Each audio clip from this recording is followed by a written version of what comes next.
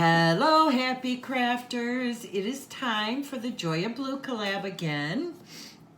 This is hosted by Sarah from Crafting and Relaxing. And on the 12th of every month, we upload something that brings us joy from the color blue. We have so many different awesome crafters that are in this collab.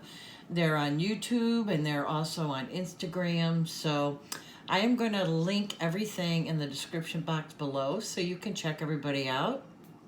And it is such a wide variety. I mean, there's jewelry making, there's all different kinds of things. So whatever you're interested in, you're going to find it somewhere in this collab. And the other thing that I really like about being in this particular collab is because I've learned a lot of different things for different kinds of crafting.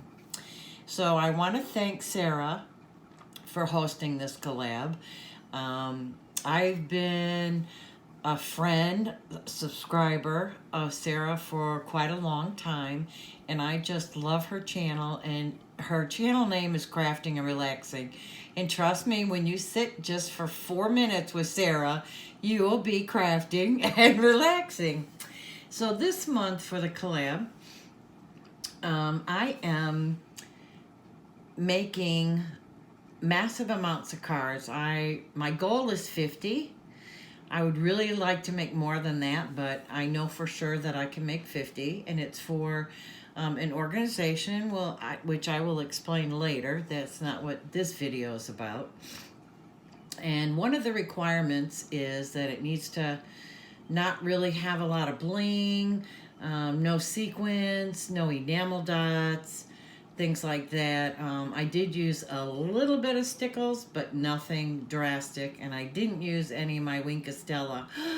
Oh, how hard that was for me. No Wink Stella.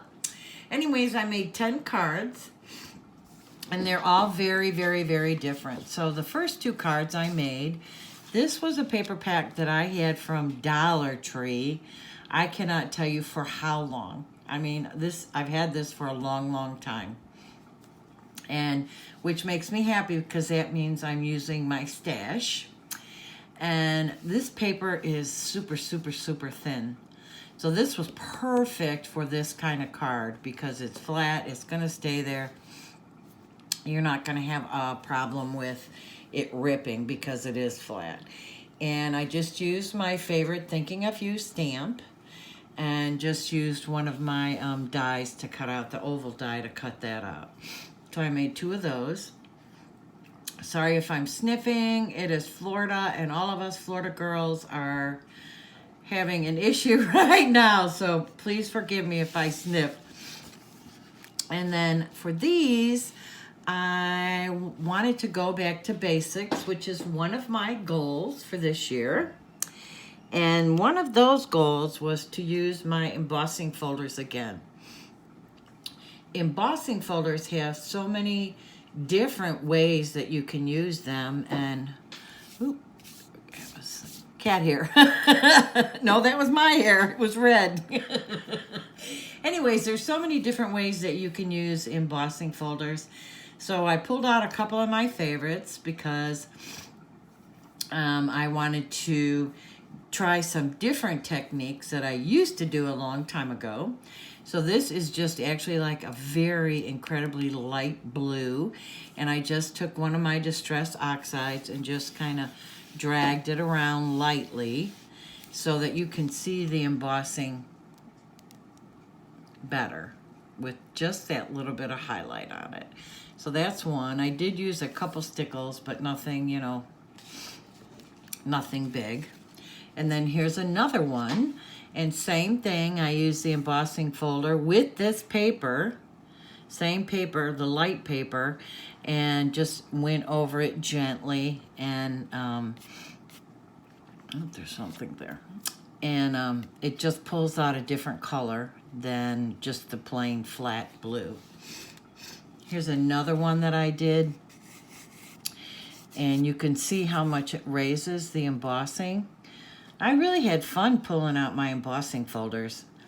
I'm going to have to start doing that again. And then this one, I absolutely love this paper. It's like a metallic paper. I have no idea where I got this, but it is so shiny and pretty, and it doesn't need anything else. It just is so pretty. I love that paper. And then here's that paper again with this tree. Just very simple. And then the last two are the same kind of technique.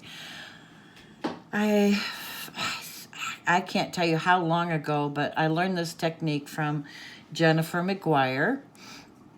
And what you do is you emboss your paper, and then you take a pigment ink, a white pigment ink, and just drag it across the top.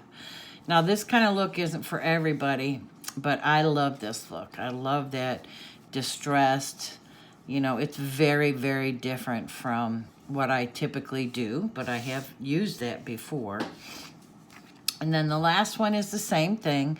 This time it also, on the tree, if you look close, the paper has cracked a little bit. And also another tip that I got from Jennifer McGuire is if you don't want that cracking look, that you just take a damp cloth, lightly go over your paper front and back, and that will help without cracking the paper. I actually like the way the paper cracked, so I just left it and used it. So please go check out everybody in the collab. I think you are going to love it. And I hope you have a happy, happy day. I hope you find something blue that brings you joy. And I'm sending you big, big hugs. Bye.